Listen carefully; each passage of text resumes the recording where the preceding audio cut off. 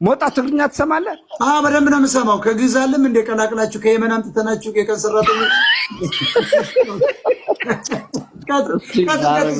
አጋልጥማ። እኔ የተናገርኩት ፋክቱን ነው።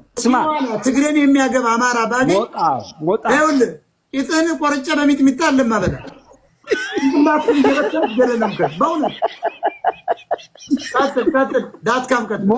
ኦኬ ሞጣ እኔ ልቀጥልና ከዛ ጅቦ ይቀጥላል።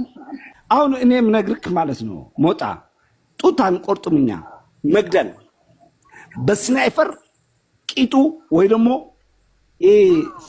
አንተ እዚህ ጋር መነጽር ያርክበት ላይ ያለ እዚች ላይ ይሄ ነው የትግሬ ሀሳብ ትክክል ነው የሚናገረው። ግን አይደለም በጥይት መታ አማራን ከዚህ በኋላ እዚህ ጋር ነው የምመታው እያለ ነው። አማራ ፋኖ ትግሬን ተሸክሞ ይዞራል። አንተ አህያ ትግሬን መውደድ ከእንሽላሊት ጋር መተኛት ነው። አይላ ዚስ ጥቅሱ በጣም ተመችቶኛል። ምንድነው ያለው?